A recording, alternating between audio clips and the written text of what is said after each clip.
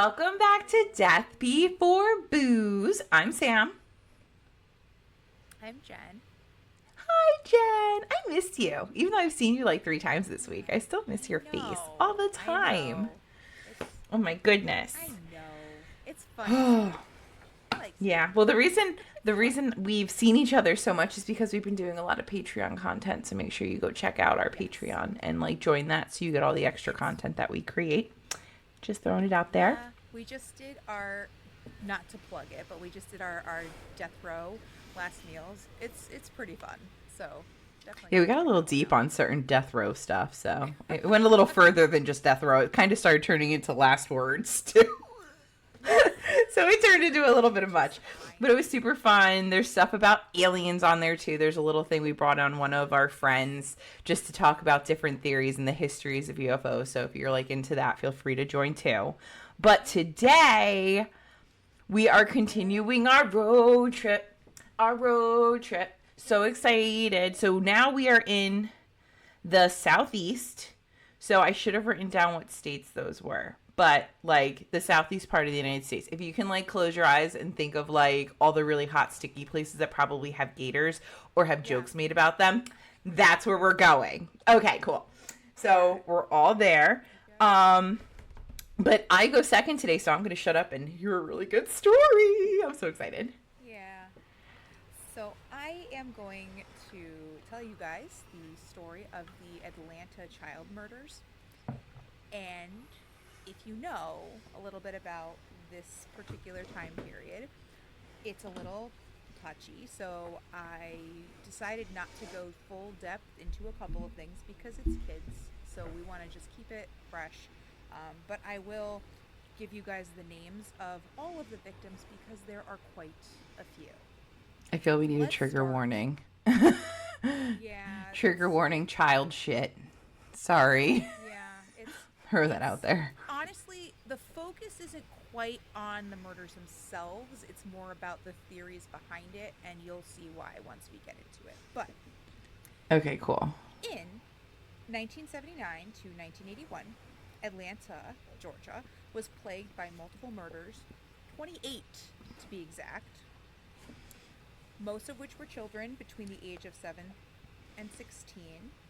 Many murders have been associated to one person, but that is why I'm going to go a little bit into this because one person is associated with it but has never been charged.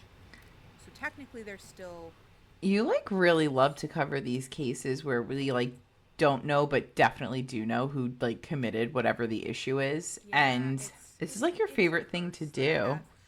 It's a curse with It's me. unsolved, but we've totally solved it. Well, Yeah, that's like it's your solved, thing. but it's not. It's like, oh my gosh. Oh my gosh. So let's get back to Georgia in the 1970s and 80s. It was 10 years after Dr. King had been assassinated, but the city was progressing because that was the whole thing of like, let's all be together and let's all try this unity thing. It was said to be, quote, the future of post civil rights race relations. And according to the mayor at the time, Atlanta was too busy to hate. That's Oh, wonderful. It's wow. great, right? We are For them so to be busy we can't hate each other. yeah. Unless we're too busy hating each other. I mean, I don't know how you want to like run that one down. Just a thought. Right. Racism and hate was still there, obviously. I mean, And it's still to the strong extent during, again, right after, fresh after the civil rights is movement. it really gone? Um, right, Is exactly. it where Truth it be didn't told, go let's say anywhere? that. I'll say it. Like I don't really think it went Let's go anywhere. there. But Sorry. Sorry. this is just an example of the time frame because I actually looked up a couple of different articles. Black families that were moving into the neighborhoods, it kind of led to white flight. Real estate agents tried to deter black families from purchasing homes, but if they did sell to a black family unknowingly, they'd again try to be like, oh, something happened. And if the sale did actually go through and they did purchase this home, the real estate agents would apologize to the neighborhood. Like, oh, sorry, Ew. Ew. that's gross. I hate people. Gross. This is why I stay in my gross. house and I don't leave, because humans in this world fucking suck. Sorry. The people I like know I like you, but everybody else. Yeah. I'm sorry. Everybody else like Unless you listen, you're on the good people list. Like, you know, if you're listening, I like you. You're fine. You're good. You're on our list. Yeah, I will talk to you. So here are some things. In 1979 to 1981, many victims were reported missing, and then they were later found.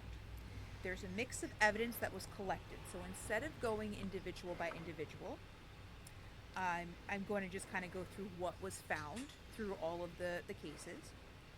They were not immediately connected at first, which is kind of the reason why there were a lot of stalemate, like with, oh, we're, having trouble finding people because of the fact that they were like, this isn't connected. And you're like, if it smells like a serial killer, it probably is. Like, I'm just saying. If it smells like a serial killer and acts like a killer and talks like a killer, it's probably a serial killer. Yeah, it just is. I mean, yeah, I get it. So, like I said, I'm just going to go through what was uncovered. So, what we know is the witnesses recall some of the victims getting into a blue car. Some say it was a Chevrolet, some say a Cadillac. It depended on, eyewitness testimony. Sometimes we're not. I feel like they're very. Could be two different I feel cars. like they're different. I feel like those are kind of different. Even in the 70s, I think that's kind of like a very, like a difference. But okay. Okay. Most victims died of asphyxiation. Some were thrown into a river after. Ew. There did not appear to be any evidence of sexual assault. Thank God. Despite there being pubic hair on some victims. How? I don't... Ew. One victim had blunt force trauma and stab wounds, but this victim was also involved in testifying against a group of people who went away for robbery at the trial, so that could be connected to them. Okay. Some victims knew each other and lived in a similar apartment complex. Some were found the next day or within a week. Others, it would be months before they were uncovered. Okay. So wait, did his like hide and go seek game get like better as time went on, or? It kind of depended, because as you see the timeline, like when you look at the timeline in the different places, it's very unclear. I think that it got worse, because the earlier victims, it seemed like, were months. Some like almost. Oh, okay. Gradually, it kind of. So it's kind of depends on. That's why it's so strange, and that's why people are kind of looking at the person and saying, is he the only one involved here? So, I'm sorry, before you continue, as they like start to get closer and closer, like, are the actual murders closer and closer to, like, you started hitting a spree or like his stride, kind of? Yeah. Okay. I mean, I guess it's just. So it's like he started off small and then like built up to like a frenzy almost. And to the police's credit, because it wasn't like a set pattern, like these kids are different. The only thing that was in common was that they were all African American. Other than that was nothing. The ages kind of vary, who they're related to, and I think that's why it took so long. At the same time, people said it took so long because we know sometimes it's just we don't want to know. So that's why it's kind of weird, because when it started versus like, did it pick up, did it not? It's so completely random. But I did leave a map up there for everyone to see, like map-wise, like where all the victims were found, and it's really striking. They're all together. Yeah. That's kind of where they had this idea of like it's a serial killer.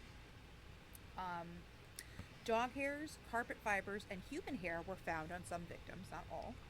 Ooh. The last few victims were 17 and older. Oh. Some witnesses recall kids getting in a white over blue car, some with one African-American male, others recall a light-skinned and a dark-skinned man. Okay. So it's all over the place. You know how sometimes like witness testimony of like viewing stuff is kind of not great, but Yeah. and the only victim that was never found was named Darren Glass. So he disappeared and just they've never found him.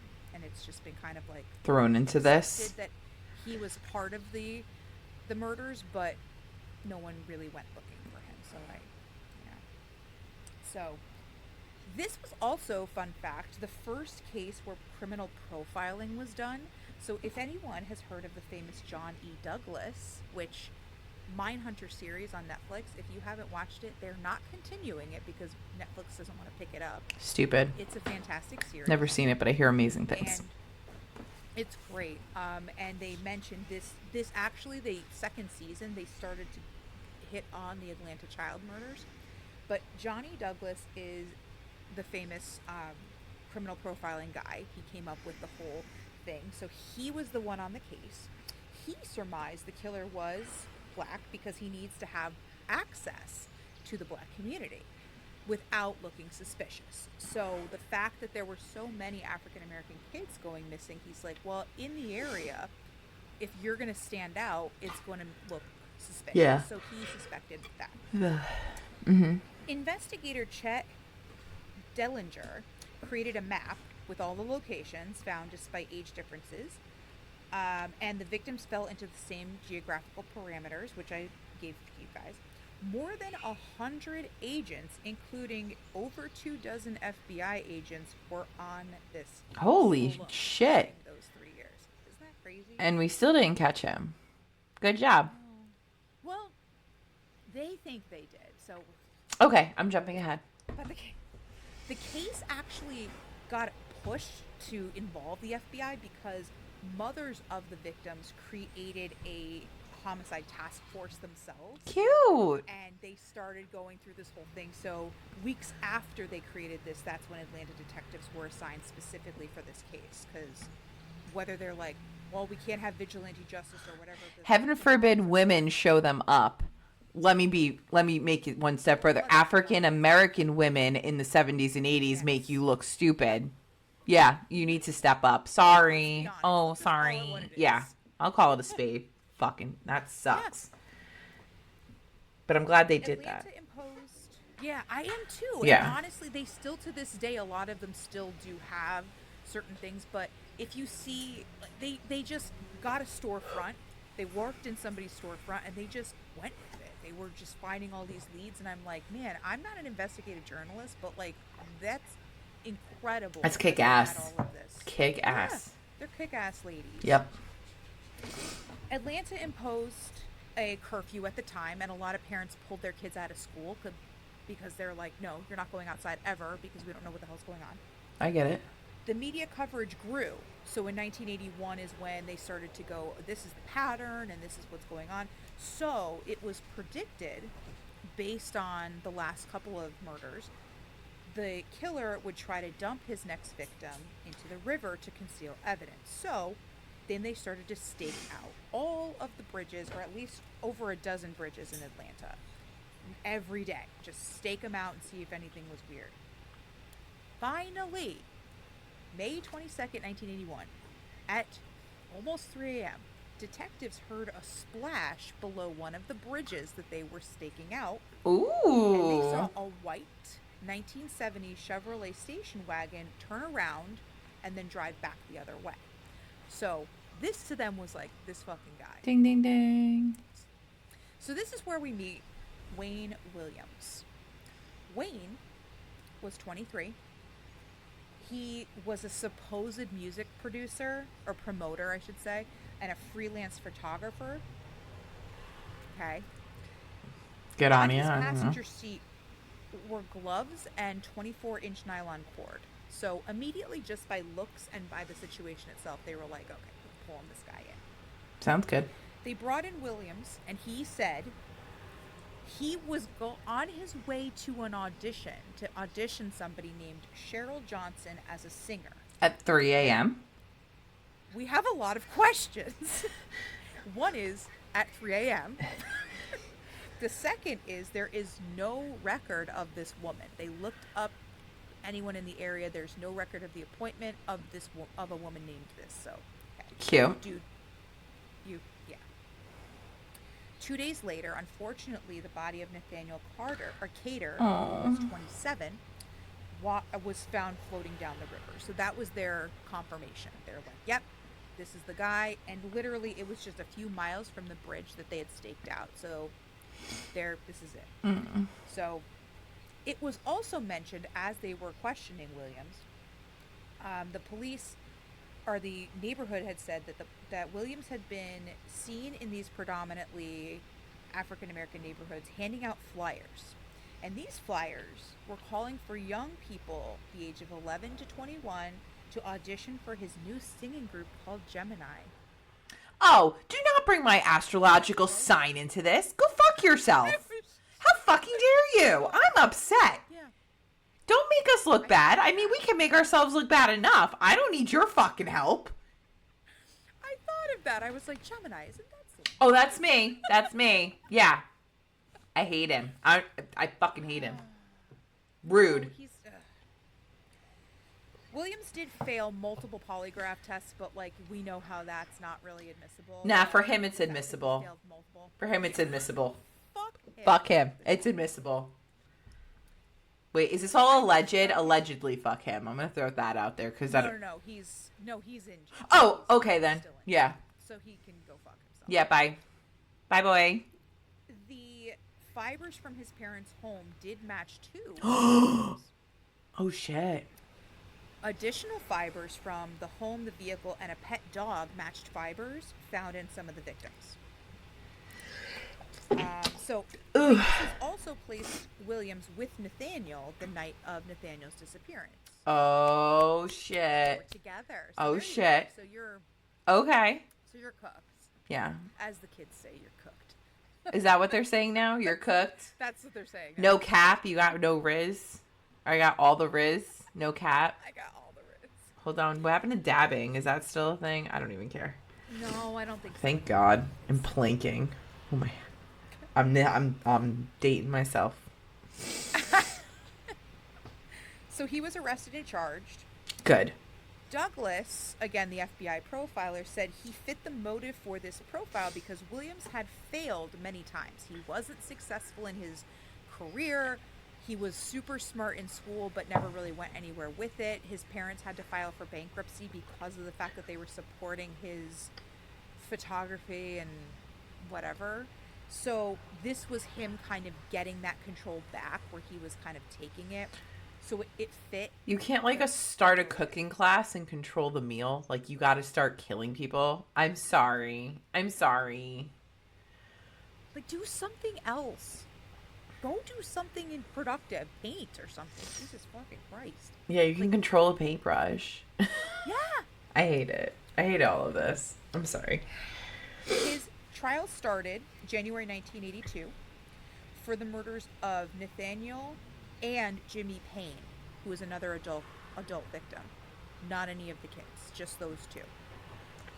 They presented the fiber analysis and 12 patterns in the murder cases, which led to circumstantial evidence and lots of links to everything else.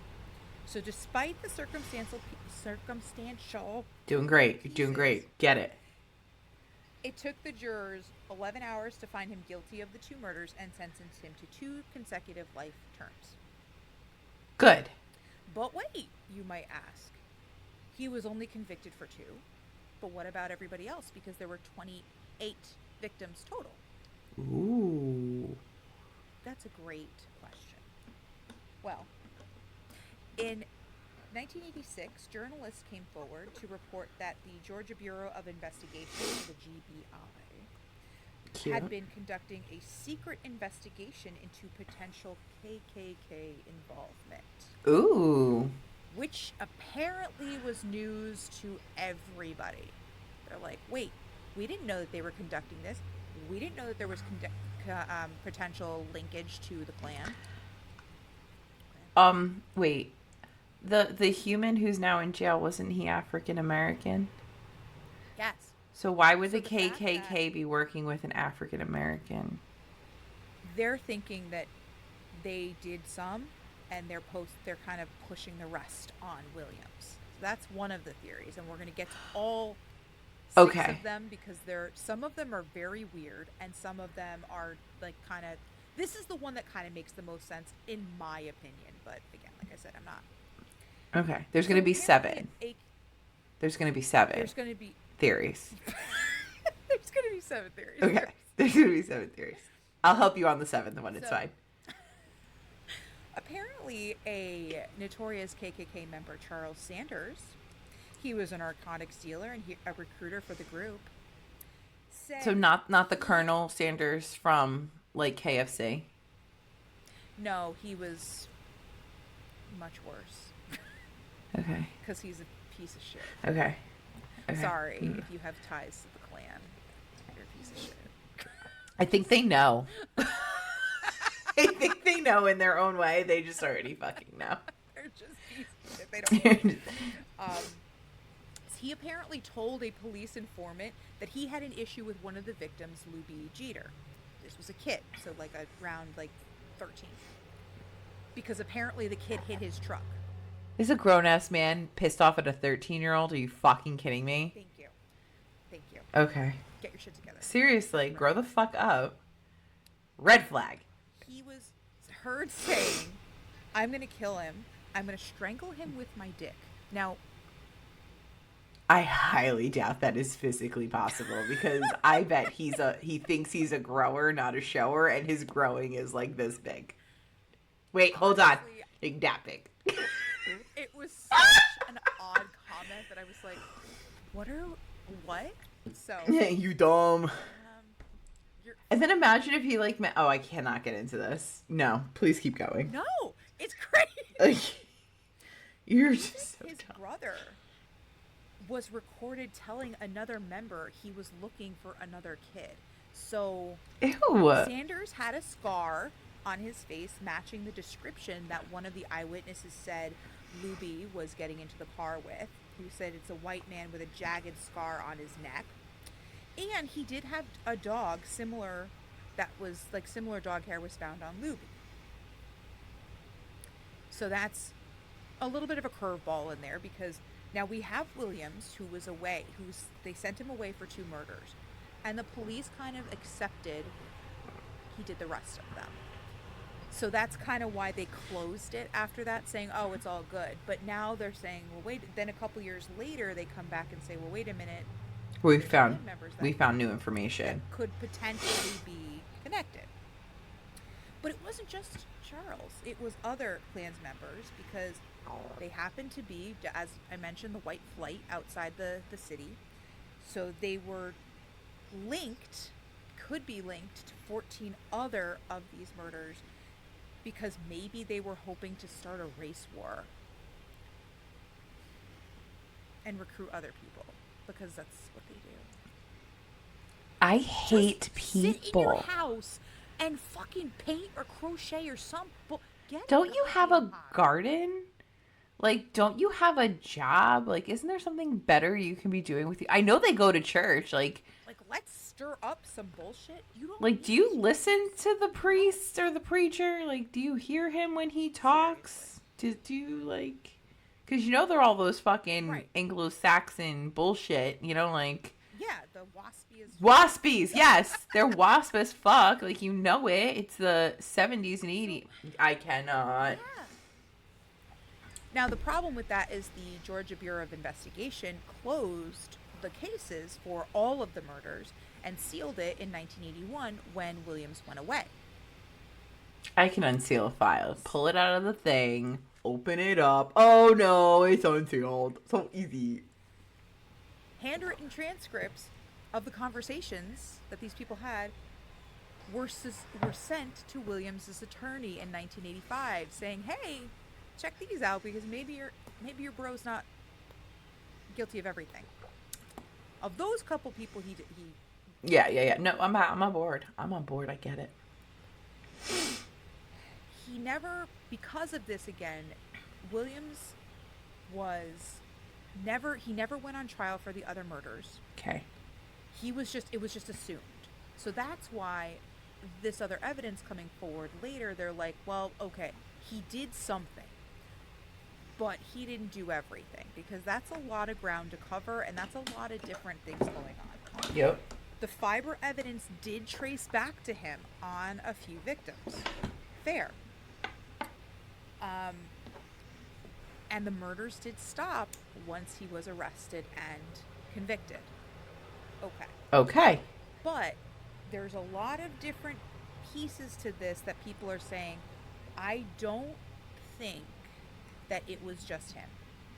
Maybe he was working alone, maybe he was working with somebody, or maybe it was just he happened to be in an area where there were other people who were also trying to start a race war. Like, what the fuck?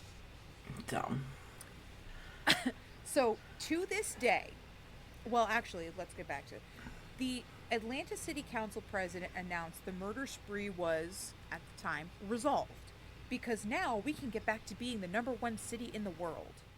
Have they met New York? Have they met like Philadelphia? How about Boston? How about London? Stomp on it and let's be done with it. That's what they wanted, and that's what a lot of people to this day say. Okay. Yes, even Douglas, the FBI profiler, says, I believe he committed a spree of murders, but not all of them. I feel like there is stuff to know, and he even said he's thinking that he might have just been scapegoated for everything. Because let's avoid it. Let's avoid a racial catastrophe. Let's get rid of it and be done with it. Yep. Let's not have to. Don't love it, but I get it. Well, here are some theories. Okay. Number one, as you mentioned, the KKK. Cool. So, Sanders mentioned he was going to kill the kid. Atlanta also, and during this time, Atlanta wanted to have a good reputation with race relations, but kids were going to school together. It was no longer segregated. So the idea of going to school with kids, pissing off somebody, or accidentally saying the wrong thing, you don't know if someone's parents are involved in the plan. It's very scary. There were also law enforcement officers that had direct ties to the KKK. Of course, because whatever, that's what they do in their spare time. So it's possible that they could have suppressed evidence or left details out because their main concern was, my brother's in the fucking ghost costumes, because let's call it what it fucking is. It's a ghost fucking costume on Halloween. So no, take that one back. We're not associating that with Halloween because I don't like it. I know it's the whole point, but I still don't like it. Halloween is here for a reason. Leave the Wiccans alone. So, exactly. So, that's a possibility that they might have suppressed some evidence because this guy never was interviewed. They never really went further with this theory during that time. Theory number 2. Apparently there was a pedophile ring in the area. Just throw that on top. I mean, what the fuck? Who doesn't want a little sprinkle of pedophilia? Tom Terrell was a known sex offender in the area. His house was known as Uncle Tom's cabin because he brought people back to his house and that's where he would hang out with them. He even admitted to bringing some of the boys on that list because not all of them, most of the victims were boys. There were 2 females. But he admitted to bringing some of the kids back to his house. And that's all. They didn't interview him. He was just like, yeah, I've seen him a couple times, brought him back to my house. What? Okay. I don't like it. I have nothing Jamie else to Brooks say. was also a known sexual offender at the time, and the brother of Clifford Jones, who was murdered in 1980, believes that Brooks held his brother captive at a laundromat, and he was just and did all inexplicable things. But the problem is, again, there was no evidence of sexual assault on any of the victims. So he's saying Now, Brooks did end up in jail. He was questioned, said, I have nothing to do with it because we know how that goes. But he did end up in jail later for a child sex crime. So, again, we're going to call a spade here, but... I hate it. I know we have a Team Sinister, but usually the Team Sinister is supposed to mean, like, when there's ghosties and crime, like, all in one. Yes. Not just every single terrible type of crime that you can conceive. I just want to make sure, like... Sinister. Yes, no. I no. love you. I want to make sure we understand the I definition moving forward. I classified this as death, did I not? I don't know. I didn't look, but I'm really not happy about it. I classified it the right way. Damn it! Theory 3, organ harvester. No! Just wait. No! Are the vampires coming next? I'm ready. So, some bodies were missing organs. And a well-known comedian at the time, Dick Gregory, did research. He kind of like went full rabbit hole on this, did lots of research, and his theory was that the CDC was appropriating kids' bodies to get DNA because interferon is a protein used to fight cancer. By taking sexual organs or inserting needles near the sexual organs and taking out that protein, because they hadn't hit puberty yet, that protein can be used to fight for cancer research. So he's thinking that the CDC specifically did this in order to take it so that it could go towards that. It's a lot to handle. I see Sam's face. It's a lot. Ew. I also went, huh. Ew. Yeah. I hate it. Yeah. Badge hurt. Theory 4, the CIA is involved. I was waiting for this one. I was waiting for it. Okay. Lay it on to me. Said to his biographer, because the biographer did eventually do a biography on him. Okay. He claims he was recruited for some secret missions by the CIA, including wiping out villages in Africa to test either experimental biological weapons or experimenting with the AIDS virus. After that, Williams went, I'm not doing this because these are people that you're murdering, and the CIA wasn't pleased. So they could have pinned all of these murders on him because they were not happy. There's no evidence to support this, and there's also no evidence to support him being in the CIA local missions during that time, but the CIA is very hush-hush about things, so we would never know anyway, but did they do this? I don't know, but, like, it's very specific. Yeah, I don't know. You know? It's not something I would come up with if I said, like, oh, I was recruited by the CIA and just kind of, like, bullshitting. I definitely would say Project Pegasus over this shit. I would say something, like, and something very, like, Yeah. people like, what? I was hanging out with the kid who got photographed at the Gettysburg Address. Like, I was on the other side of that photo. Like, that would be cool. Like, to me, that's fun. This is not a fun one to be. No. Not like we're wiping out villages to test the AIDS virus. No, I don't like that. No. Okay, don't like it. Theory 5, there happened to be another serial killer around. Of course there was. Always is. Edward Edwards. It's like an actual serial killer, isn't it? Ed Edwards? Yes, It's like a human. Yeah, I've heard of him. He was in the area at the time. First of all, if your last name is Edwards, I don't know where these people... I don't know where these people think about this. I don't understand. There's a list of names that you shouldn't name yourself. But yeah. I digress. He was caught in Atlanta after Williams was arrested for his own things. Okay. But it was said he did have connections to Georgia law enforcement. It was said that he was a GBI informant. He would take evidence, and he would even, according to sources, sleep with people in order to get evidence to plant on people for crimes. This guy. That's a 10 out of 10. So glad he's a double agent somehow. Yeah. What? Like, right? Like, why would Who you pick picks these people? So Theory 6 is stupid. money. The fact that money talks. So, Venus Taylor is the mom of Angel, who was one of the female victims who died in March 1980.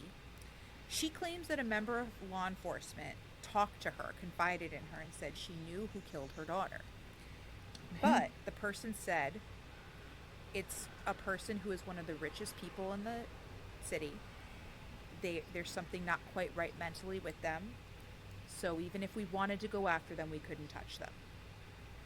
So, should be that. May 2004. Oh, Wait. also theory number Theory 7. number Sorry, 7. Theory number 7. Aliens. Aliens. Thank you. Not to laugh. We need a little it's palate cleanser for like a second. Whenever you put theories in here, you gotta go with that. With us, it's aliens. It's always aliens. It's always aliens. May 2004, investigation on victims was reopened. So in June 2007, they allowed further DNA testing on the dog hair, which still came back to Williams's dog. Mm-hmm. The problem with dog DNA and dog hair is that it's not going to be match like 100%, but the sequence did match, saying that this dog had the DNA that occurred in 1 of 100 dogs. So it's pretty clear that it's his dog. Okay. The fiber still matched him, and it still matched, so hair evidence also was retested, which again did match him. So okay. In 2021, Ooh. DNA has been identified and sampled in 2 cases that will be subjected to additional analysis, but nothing has been made public about their findings. Even today, prosecutors say Williams was a person with the evidence that they could to convict. So these are great things of, oh yeah, the Klan's involved, this person's involved, but they had the evidence on him. So yeah. They went after him. Is it right to push all of these other murders on him? Absolutely not, because he only got convicted of 2. However, there's a lot of speculation as to could it be he committed the last couple, because he's a piece of shit. He's absolutely a piece of shit. Like, we're not defending him. He's not wrongfully accused. Okay. But he may be wrongfully accused of all 28 as opposed to just, Got it. Even family members say they're not fully convinced that this is the guy who murdered their family members. So, okay. But it doesn't matter, because whatever the truth is seems that it's just going to rot in prison with him, which is fine because he's still there. So he's there and he's alive. So there's no last meal and no last words. Okay. No, he was sentenced to 2 consecutive life sentences, so not death row. Got it. Okay. So, I'm going to just name for the last bit the victims, because I didn't go into detail. It wasn't about how they died. That's not the important part here. The important part is that they lost their lives because people are pieces of shit. So do we know if it was all one guy? I don't know. He definitely had a hand in this. Was it the Klan? Was it the CIA? Who knows? Aliens will never know. Because nobody's. Honestly, I feel like this is one of those that's unsolved in the sense where it's just so strange, because realistically it doesn't make sense that it's one person. That's just my opinion, though. I don't know. I see your thought process with that one, though. Like, if there's enough circumstantial evidence to tie him to more than just these 2, but unfortunately, because it is circumstantial, you can't say, like, I'm so sorry to say it like this, like, the state doesn't want to spend money on cases that is not a slam dunk. So I'm sure whatever cases that he is, exactly, I'm sure whatever cases even have that circumstantial evidence, what was it, like 9 or 10 you said? Yes. Like, okay, those we can definitely put away in this thing, but because everything else is kind of so close to the same MO, they're just filing them, and you're right. Which, honestly, I understand why they're doing it. At the same time, I don't really like it. Many unanswered questions for me to go, I think it's just one person. Mm-hmm. Mm-hmm. So there was Edward Teddy Smith, who was 14, Alfred Evans, who was 13, Milton Harvey, who was 14, Joseph Bell, who was 9, Angel Lenar, 12, Jeffrey Mathis, 11, Eric Middleton, 15, Chris Richardson, 12, Latanya Wilson, 7, Aaron Weiche, 10, Anthony Carter, 9, Eric Terrell, 10, Clifford Jones, 13, Darren Glass, 10, Charles Stevens, 12, Aaron Jackson, 9, Patrick Rogers, 16. Luby Jeter, 14. This is the kid who hit the guy's car. And Terry Pugh, 15. Eddie Duncan, 21. Larry Rogers, 20. John Porter, 28. Jimmy Payne, 21. William Barrett, 17. And Nathaniel Carter, 27. So these are our giant list. And there's a list of them. I have a list of all their pictures and everything too. It's just very sad because some of them are never going to receive justice for this, and it really does. It's very upsetting. But I wanted to not focus on so much the murders because that's not how you want to remember the victims by. So I hope I did that justice. So yeah, sorry. I don't like any of it, but I think you did a fantastic job reporting on it.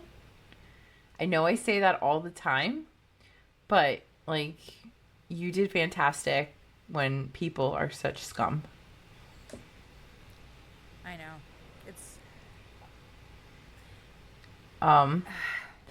okay. So I hope that we're not focused on the murder so much as we're focused on these people because these are kids. Yeah. And you know what? The victims should be I remembered. hope that someday they get justice. Me too. Fuck that guy. Fuck the KKK and fuck the aliens. That's all I have to say. All of them should. I don't even think they deserve a last meal. Yeah, no last meal there. No, it's fine. I hope his last meal is like gruel or grits. Well, grits are pretty good. Maybe it should be something else. Warm yogurt, and not like the Dannon with the fruit on the bottom, like the plainest Greek yogurt you can get. Yeah, plain Greek yogurt. Yeah, that's not good. And not name brand, like store brand. You don't even get the name brand. No ecos for you. Okis, whatever they're called. Don't get a spoon. Yeah, you gotta lick it. Yeah. Good job. Good job. Okay. Well, it's my turn, and when Riggs starts barking, it's because his little girlfriend Juliet next door is, calling for her Romeo, just so everyone knows. Oh, yeah, it's really cute. Okay, so, I picked a fun case, not fun, but, out of Louisville, Kentucky. We are heading over to Waverly Hills Sanatorium.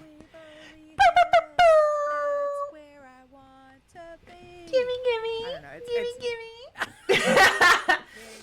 Waverly Hills. Okay.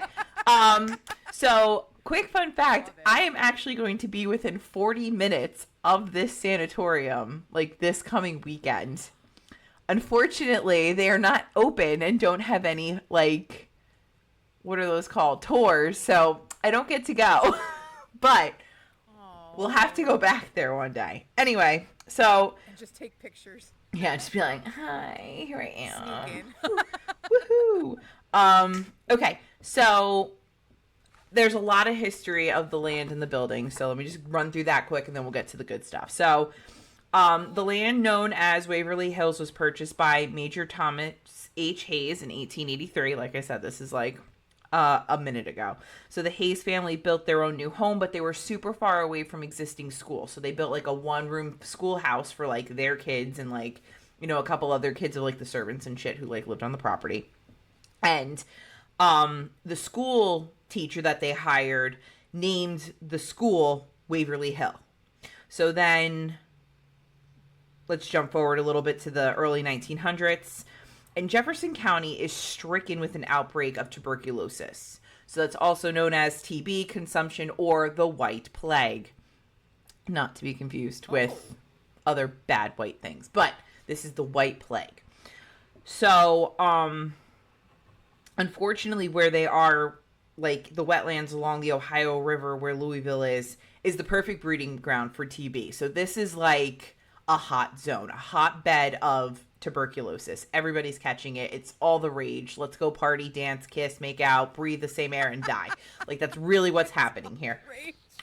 Like, it's almost like when COVID first started. Like, oh no, don't touch the Amazon box because, it could be there. Like that type of shit. Clean the Amazon Yeah, box. get your Lysol wipe out. It's fine. Oh my god. So to try to contain the disease, a 2-story wooden sanatorium was opened, which consisted of an admin building and a main building with 2 open air pavilions. And each of these like little housing things could hold like 20 patients.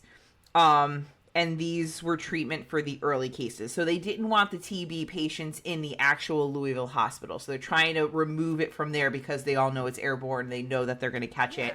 So they're trying to get them away from that. So then the Board of Tuberculosis Hospital liked the name Waverly Hills when they bought the land. So when they opened the sanatorium, they just kind of were like, yeah, Waverly Hills. Perfect. Let's go. In the early part of 1911, Louisville began to make preparations to build a new city hospital. Again, they weren't putting TB here. You know, they were leaving that in Waverly Hills. But because the wooden building that they had started there was, you know, wooden in Louisville next to wetlands where it's like humid and hot, like they were constantly repairing this building. So the Board of Tuberculosis was given $25,000 to erect a hospital to care for the advanced cases of tuberculosis. And don't worry, I did the time money converter, so they got $25,000, so that today would be $830,686.76. And I think that's like not enough money to open a hospital. Tell me if I'm wrong. I don't see. No, honestly, no. Don't even think that's enough for the building shit, like let alone the actual equipment to keep people alive and this like other shit. But I'm not a contractor. You can tell me different. So with this brand new stone, beautiful building, they also made a tunnel system. Oh, shock! I know. So they always make tunnel systems. But this one actually, this wasn't to like connect everybody. So it wasn't like in the asylum like thought process of, you know, the people who are working there need to get from ward to ward and kind of like get a moment away. I mean, I'm sure that was part of the thought process, but also Waverly Hills is on a huge hill. Hills, get it? So it was very hard, specifically in the winter, to get provisions and whatever they needed up from like the main road, especially if it's all snowy and icy. It's hard to get it up there, and people were getting hurt trying to move the stuff. So they had like hold on, wait, where's the word? They had a cable car that they used to transport items from the bottom of the hill up in the winter. It's also said during the 20s through the 40s that the tunnel also served as a transport for the corpses of people who passed away at the sanatorium to the bottom of the hill for waiting ambulances to take them. If you're not using the tunnel to transport corpses, like what good is a tunnel? You're not wrong. I see your logic. I get it. Again, the thought process for this was we're going to transport the bodies out through this tunnel at night specifically so that the current patients who are there, it doesn't like fuck up their morale. Like they don't see the dead bodies leaving. It makes sense. Yeah. That would be. So this tunnel, the 600-foot tunnel, also is lovingly called the Death Chute at times.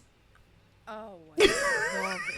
Like, why would you name it that? Why wouldn't you name it that? I mean, come on. Oh my God. So, on August 31st of 1912, all tuberculosis patients from the city hospital were relocated to like the hills until all of this was built up and everything was great. The hospital for advanced cases could hold another 40 patients, which was awesome.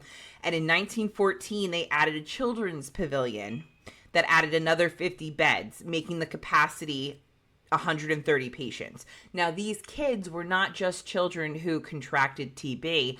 These were also children of the men and women who were, let's say, single, and the kids had nowhere else to go. So you had kids who were sick mingling with kids who were not sick. Who weren't sick. Yeah. It's a germ fest. Yeah. But it was kind of cute because where their like the children's ward was, like they made sure to build like a patio. Like the people were allowed outside. Like I think I talk about it in like one or two spots. But they had like a little patio or deck, whatever you want to call it, and they built like a jungle gym out there for them, and they like made sure it was kind of nice so they could play. And I saw in one documentary that, like, the kids were all very supportive of each other and they would all play and do whatever. And they would all be really sad when they woke up one day and, like, one of their little friends' beds was made up and, like, the kid Oh wasn't my there anymore. God, And they would all be, like, around the bed, Oh. like, and they would do this thing where they would all say, like, a nice memory about the kid who was gone. I'm, like, tearing up. Oh, my heart. I know. My heart. I love it. Yeah. So, okay. So, TB being basically a pandemic, they construct this thing. Oh, so now here we go. They add on to the hospital more. We have 400 beds now, and the newest building opens up in October of 1926. So that is the building that's there now. It's like kind of like a bat wing. Okay. It kind of has that bat wing look. And in the front of the building, or the back of the building, I'm sorry, in like the wing part, they have screens with open windows. So all year round, 365, the windows are open. There are just screens to try and keep out bugs and, whatever pollen they can. And then behind those rooms or those corridors are another set of rooms that are against the front of the building. And those rooms don't have as many windows or ventilation. So the healthier patients or the people who, like, were early stages of tuberculosis were usually kept on the wings where the screens were, because it was really thought that the fresh air was going to help dry up everything going on and, help the patient get better. Unfortunately, for those who progressed with the disease or the infection, every day when the doctor went by, they kind of were like, yeah, they'd get pushed back into the building. So think about how traumatic that must be. Like, Yeah. I was up front, but wait a minute, I was at the front of the line. What the fuck happened?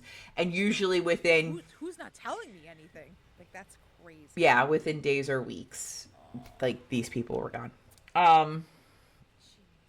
So, whew. Again, much like the death chute, this was done to keep the patient morale up. So the people who were getting sick, like the better people weren't, seeing it progress and seeing what it looked like. Right. Okay, so in 1943, with the introduction of streptomycin, the number of tuberculosis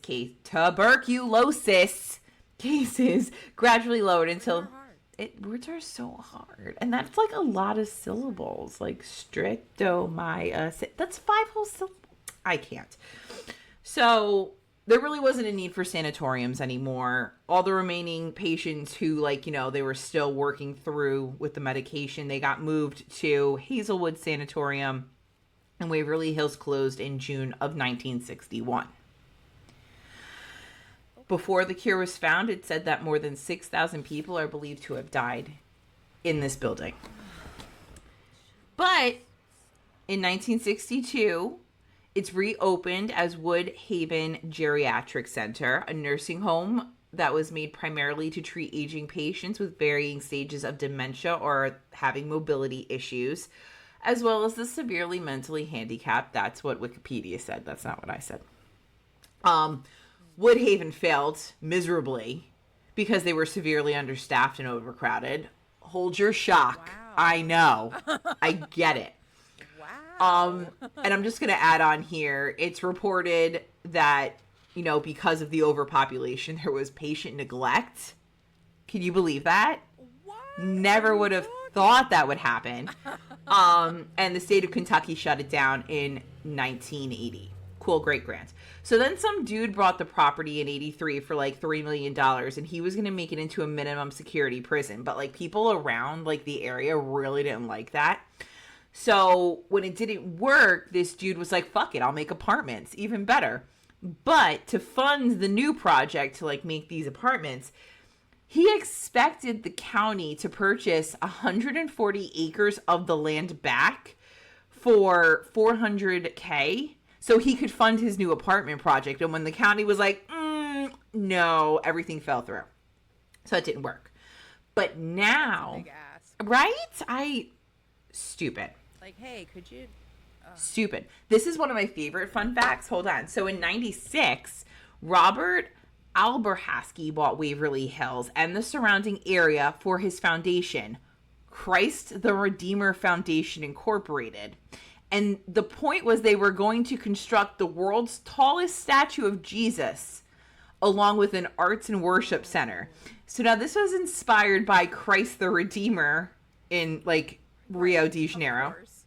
And the first phase of development, which was going to cost $4 million, was the statue. The statue was going to be 150 feet tall and 150 feet wide. And it was going to be situated on the roof of the sanatorium. The sanatorium that was built in 1920, okay? We're just doing this. I think no notes. It's awesome. So the second phase would convert the actual sanatorium into the chapel, theater, and a gift shop. Because, yeah. And that... I mean, if you're not giving money... the conversion... the conversion of the sanatorium was going to be $8 million. So they need $12 million to make both a statue and all the conversion of the sanatorium. Well, you're going to be disappointed. You're going to be disappointed. So, despite all efforts of fundraising, in the first year period, they only raised $3,000, which was a huge shortfall of their donation projections. So, the project had to be canceled in 97, and we never got Christ the Redeemer in Kentucky. Hold back your tears. I know. Aren't you sad? I'm sad. Anyway. I can just... So then, my two favorite people in this story, Tina and Charlie Mattingly, purchased everything in 2001. So now the Mattingleys hold tours of Waverly Hills and host a haunted house attraction each Halloween, with all proceeds going to the restoration of the property. Love that for them. So excited. So they're currently restoring all the windows as well as the interior of the sanatorium. Okay. We're on to the hauntings, guys. Ghosties! Okay. So Waverly Hills is known as one of the most haunted places in the world. Not just the U.S. It is known as one of the most haunted places in the world. I know I've done one or two of these, but it's a big deal. Like, this is a huge deal. So, in 2001, like I said, Charles and Tina purchased the property and they begin its restoration. So they have a lot of volunteers running in and out because everybody else wants to help and make this like, a tourist attraction. You come for the tour, you see what's going on, you learn about TB in the area, because for Louisville, this was a huge thing. Like, this is like a horrible thing that happened, but it's a huge part of their history that they do highlight, So, unfortunately, some of these volunteers don't exactly make it very long in their volunteerism because they start having some weird encounters. All right, so what's up at Waverly? People have reported to have weird feelings, including being followed or watched. Many report unexplained footsteps, whistling, which we'll get to a little bit more later, voices, including moaning and talking, banging on walls, and the slamming of doors. There are cold spots or major temperature fluctuations no matter what time of year. So if you're there in the winter when it's colder, they've had hot fluctuations as well. Orbs, myths, and apparitions show up both to the human eye, the naked eye, and on film, both still and video. This one creeps me out. Unseen hands touching, grabbing, and pushing people. And full-bodied apparitions have been seen moving around both the sanatorium and the grounds. Let's dive a little bit deeper. So now I'm going to talk about, the main ghosts, the big ones. So, Timmy. As I said before, there was a word specifically for kids. And to pass the time, the kids would sing songs. They would play cards. They loved to play with balls. So one little boy named Timmy is still hanging around. He's said to be seen roaming the halls, but he loves to play ball.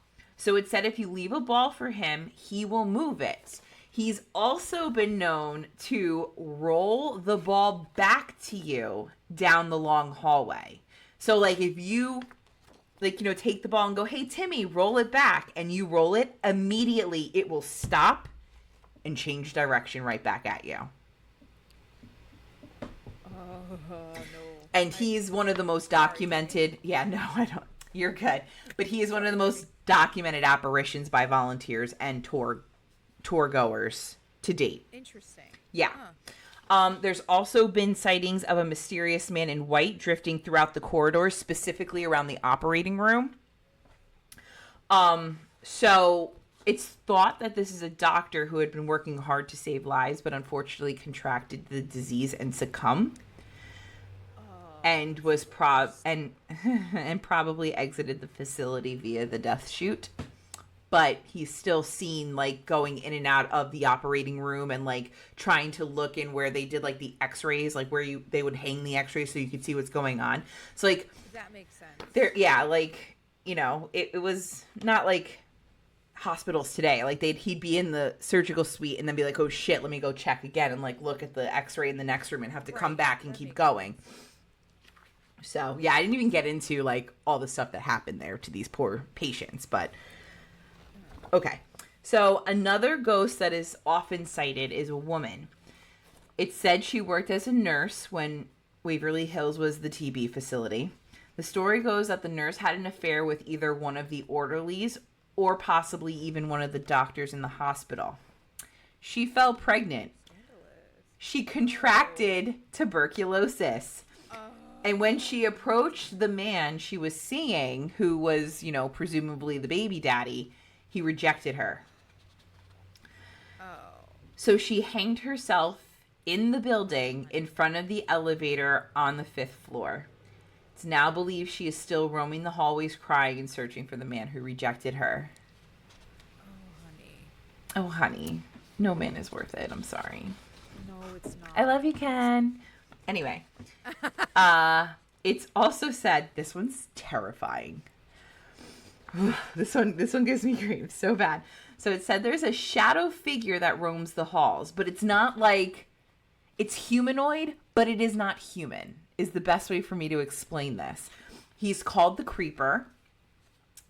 And when I say roams the halls, I mean he has been seen climbing the walls, climbing the ceilings, while crawling on all fours.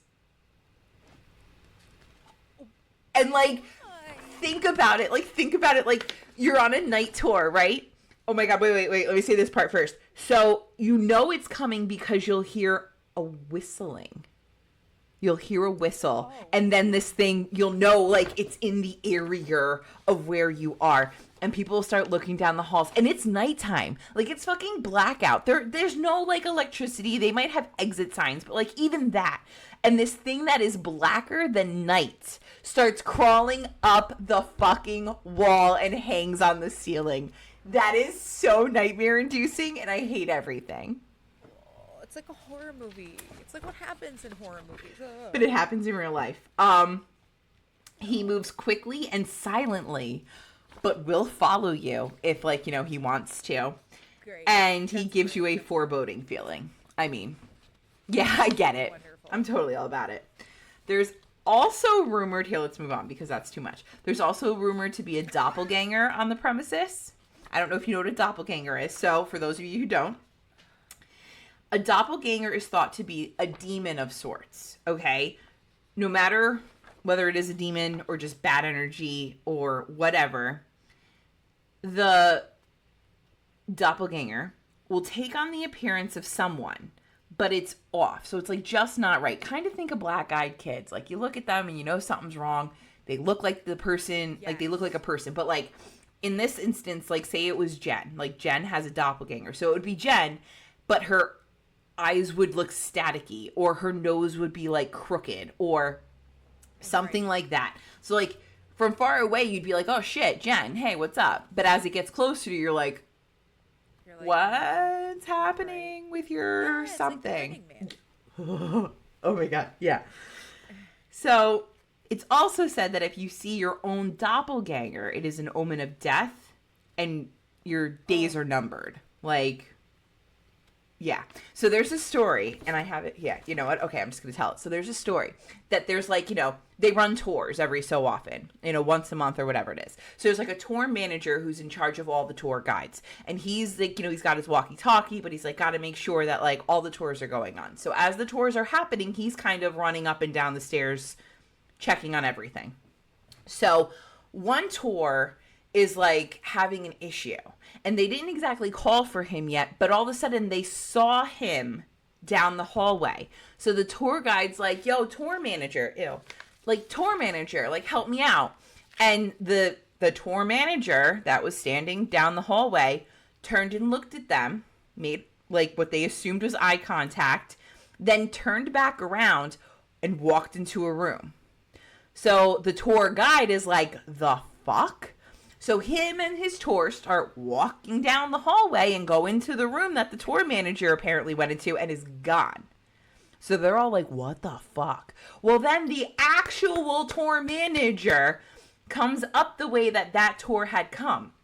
So as they're exiting the room, the tour manager is now at the other end of the hallway. And the tour guide is like, what the fuck are you doing? I'm calling you. I'm trying to talk to you. You know, we're having issues up here and you're fucking around. Like, how did you even get over there? And the tour manager is like, whoa, bro, calm the fuck down. All right, you're up here. I need you here.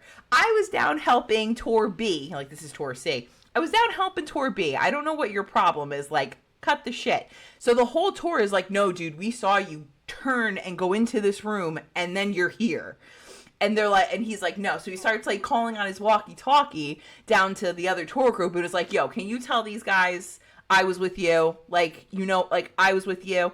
And they're like, yeah, no, he was definitely with us like less than 5 minutes ago. And everybody in the tour group was like, okay, we're ready to leave. Like, I'm done with this. Yeah. We're out. Homie, no. Yeah. But what's really scary is when you do the haunted tours there, they only give, it's usually like an 8-hour tour.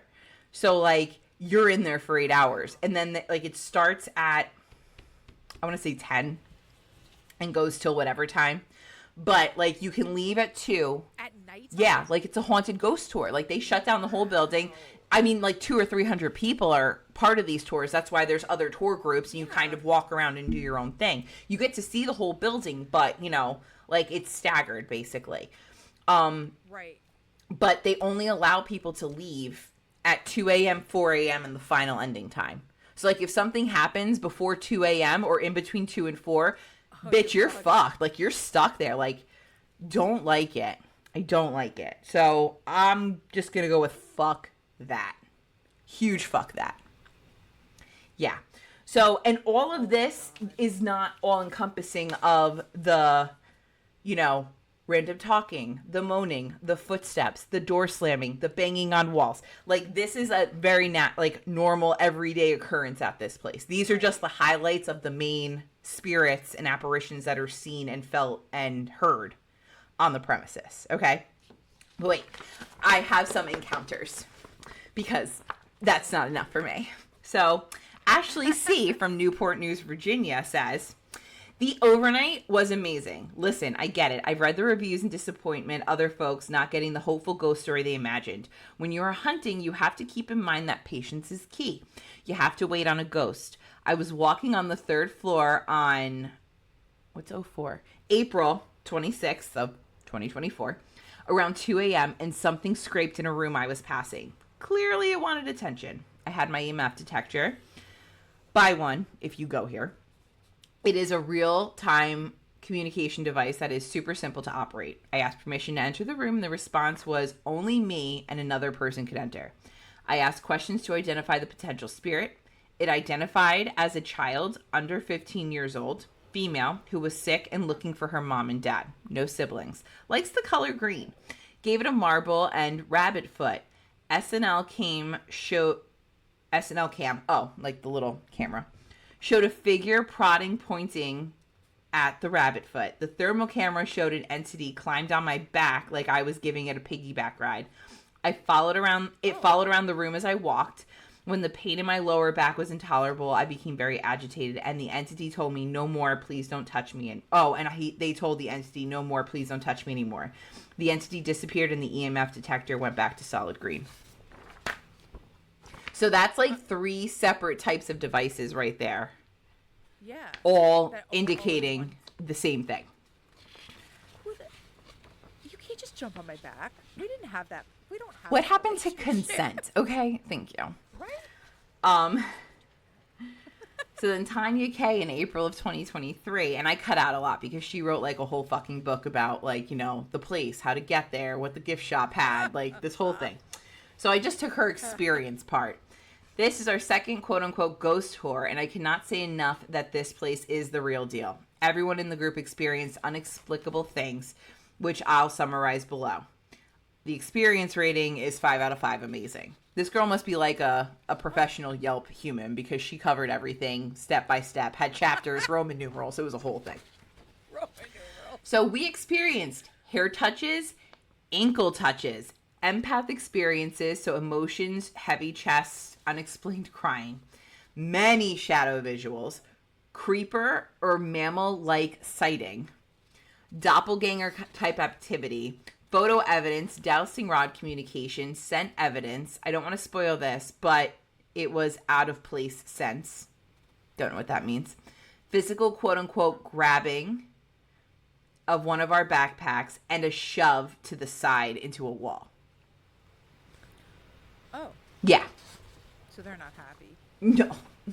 They were not happy with that. No. It's not happy.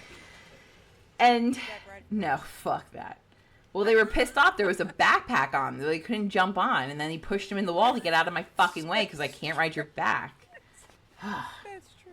And finally, I'm going to end with our best friends from Ghost Adventures, Mr. Zach Bagans. Zach Bagans going to Waverly Hills. Okay, so they investigated season 4, episode 4. At least that's what HBO Max is telling me. It could be different on all the other platforms. Who the fuck knows?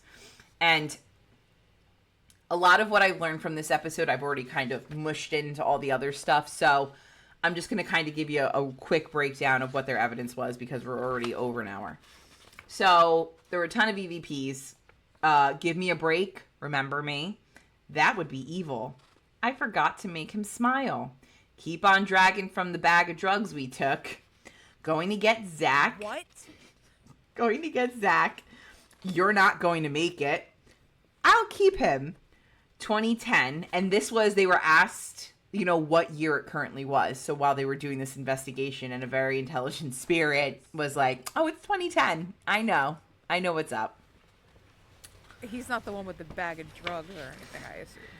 Nah, man, because when I have all the drugs, I don't know what fucking my name is. So it's obviously not that one. What in the hell? Nurse, come here, make my bed. Nurse, he can't stop you. Good luck tonight. So what? You got messed up heartbeats. Wow. Okay. That's a lot.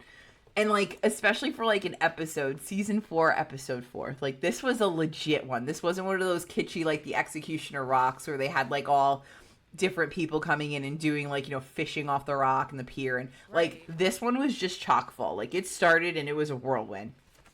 So there were EMF fluctuations. A REM pod goes off more than 3 times. And when Zach says walk away from it, meaning the EMF detector, it stops buzzing for like a second or two. And then it starts buzzing again indicating intelligent spirits. Zach claims an unseen force grabs his ankle, which again is something that happens quite often there. At one point, Zach begins to get overwhelmingly lazy. Like he gets like very lethargic while in the morgue. I mean, I get it. You're dead in the morgue. Aaron claims to have seen Nick's doppelganger and he freaks the fuck out. Aaron claims to also have had energy hit him and chase him out of a room. And using the full spectrum camera, the Ghost Adventures crew captured 2 black apparitions moving up and moving down the hallway and across the hall at the same time. So I have a ton of photos, both historically and modern day, as well as quite a bit of still evidence on our website. So make sure you go check all that out because it's creepy as fuck. And that is my as quick as I can version of Waverly Hills Sanatorium in Louisville, Kentucky. Did they do any tours like down the death chute? Like yes. Did they do tours down yes. there too? That's part of the tour. I don't like Yeah, that. lots of orbs, lots of streaks, lots of apparitions are seen down there, and lots of banging on the would walls. say. Yeah. Yeah, I would say. Holy shit. It's I learned, to be honest, I wouldn't mind taking a tour I would love to take a tour. because I would love to take a tour. I normally I'm the good person who's like, oh, no, but I, maybe I'll play with Timmy. I don't know.